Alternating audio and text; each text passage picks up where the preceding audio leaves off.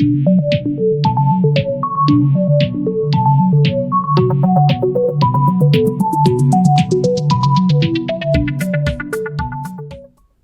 guys, welcome to the Thinking Crypto channel. We are closely approaching 40,000 subscribers. We cover the crypto news and we interview many of the folks who are building and investing in the asset class. The goal is to bring you quality content. I've interviewed CZ, Binance's CEO, the Winklevoss twins, Arthur Brightman, co-founder of Tezos, Andreas Antonopoulos, and many more. So if you're new here, please go ahead and hit that subscribe button as well as the thumbs up button. Guys, Coinbase is full of shit, and I'm going to be very not nice in this video because I'm actually pissed off. They are doing what I believe is clear market manipulation, and the data is showing that. You know, I'm going to back it up with the facts, not my emotions, right? I'm just actually annoyed by them. And today I tweeted about it saying stop using Coinbase because look at this, guys. Coinbase Exchange has an algorithm built in, so anytime there's a $500 plus move in a short period of time, their servers automatically go offline. The data shows the respective dates. When you have a big move in Bitcoin, all of a sudden Coinbase goes down. What is happening, right? People who maybe are leveraging Coinbase cannot go there to buy or sell or do what they want. So something is going on here, some sort of manipulation. I think Crypto Capital Venture tweeted about it and it's put it really well. Dear Coinbase, I ask this with much respect. How does an exchange with an $8 billion valuation crash every time Bitcoin pumps 5%? What is going on here, guys? Where there's smoke, there's fire. I believe there's some sort of manipulation going on here. I don't know what the purpose is or what's happening. Maybe folks are going to research this and see what's going on, but this is bullshit. So I recommend those of you who are new to the market, leverage Uphold, leverage Binance US, Gemini, and Kraken. I mean, because this is getting ridiculous with Coinbase. Some sort of manipulation is taking place here, guys. And the dates and the correlation, I'm telling you, it's on point. Something weird. I don't know if you guys have experienced or have been noticed this, but it's been going down a lot.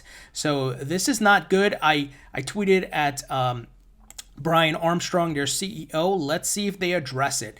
I'm curious what type of excuse they're going to come up with. I straight up said use other exchanges. I personally been using Binance US with the lower fees and everything. Coinbase is they're up to something here and it's not good. And let's see if the SEC or CFTC or whoever go after them, because if they continue with this pattern, people are going to start sending reports to the SEC and some sort of manipulation is happening here, guys. Moving ahead, you guys know I'm bullish on Ethereum. I hold it in my portfolio. I believe it has this first mover advantage as a smart contract platform. We know they are aiming to move to proof of stake, to move away from proof of work. And I believe with the move to proof of stake is really going to increase the value of Ethereum because you're going to have more Ether locked up, right? Less Ether in the market. So you have the supply and demand economics.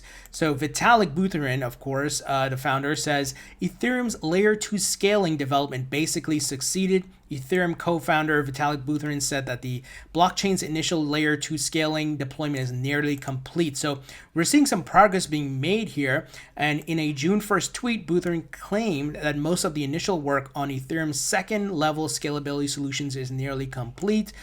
To back his claim, Buterin linked to a tweet by Ethereum researcher Philip Castonguay, if I'm saying that right, who listed a number of relevant developments in second layer Ethereum scalability solutions that have recently launched. He noted that the blockchain development firm Starkware launched its second layer scalability solution, as did blockchain company Loopring. So things are progressing and I'm bullish on Ethereum, guys. My top three is XRP, Bitcoin, Ethereum. I am not a maximalist of any coin or crypto. I'm looking for cryptos that are going to make me a good return on my investment, to make me money. And I believe Ethereum is going to be one of those.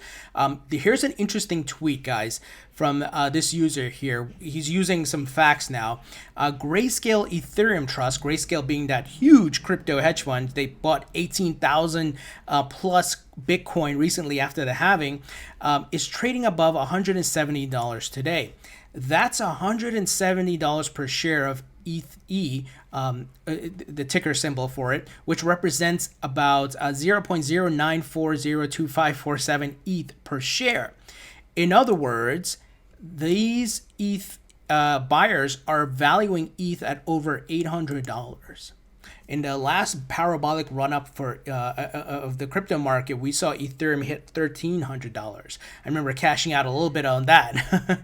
I wish I had more, and I would have been pretty well off. But the Grayscale here is, as far as the value here, it's at $1,800. That's pretty cool.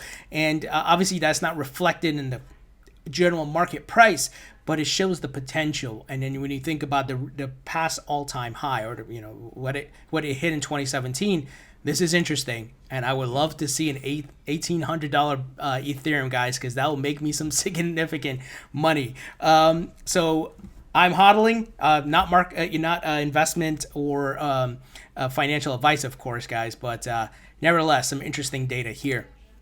Now, cryptocurrency firms now recognized as money services businesses in Canada.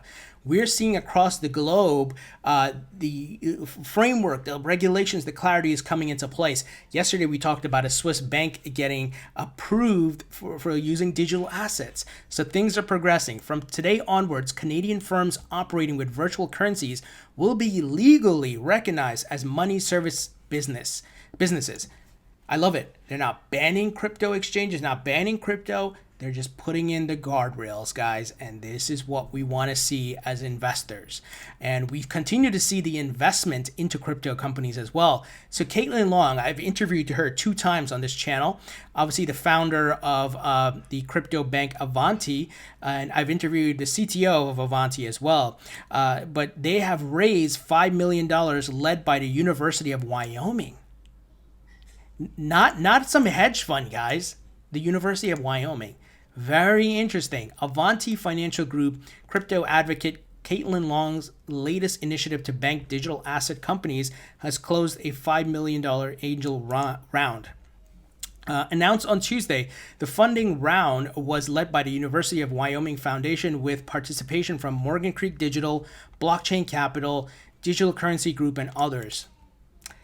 This is the news I want to see as an investor because prices will follow. Be patient, guys. Remember market cycles. And talking about investments, Fidelity-backed crypto security startup Fireblocks launches secure asset transfer network.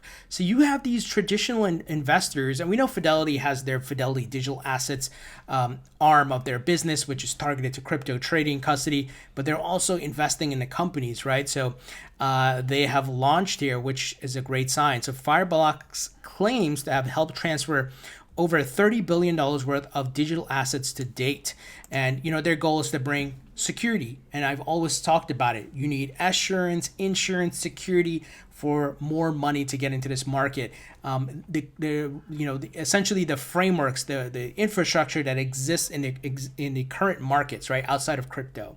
So it's all coming. Insurance, all of that stuff is coming, and this is great news to see. Now, A16Z, of course, many of you knows the Andreessen Horowitz huge venture capital firm. They invest in not only crypto, but many other things, tech and all of that, right? But the fact that they've included crypto in their portfolio shows where we're headed, guys. And, they expect to see more Libra-like projects while money continues to grow, goes digital in 10 years. The future is digital and bank-free, said Andreessen Horowitz general partner Katie Hahn in a recent interview. So nothing new here, but it further confirms what we've been talking about. CBDCs, stablecoins, crypto, digital assets, right? Obviously, you have your Libra digital currencies that are going to come out. There's going to be tons of different tokens, right? The token economy, and you're going to have interoperability because everything's going to be digital. So that's going to be a really, really interesting economy, and it's going to be global. There's not going to be restrictions, right? Where, okay, I can't buy something off the Hong Kong Stock Exchange because I live in the US, that type of thing. This is going to be a 24/7 market, guys. There's not going to be a closing of the market like in the stock market here. This thing is going to be global. I can invest in certain tokens in overseas, have interoperability. I can use the Libra, I can use Bitcoin, I can use XRP. interoperability all over the place, guys. It's going to be very, very interesting. And finally, Brave. I'm a big fan of Brave. I'm a big fan of the basic attention token. I use the Brave browser on a daily basis at work, on my home computer, and so forth. I earn my basic attention tokens. If you want to download the browser, check out my link in the description. And they are doing some great things. I've been accumulating the basic attention token. Thank you guys who have donated the basic attention token to me. I get your tips. I appreciate that. But they are growing in adoption, guys. Passes 15 million monthly active users and 5 million daily active users, showing a 2.25x growth in the past year. That's big.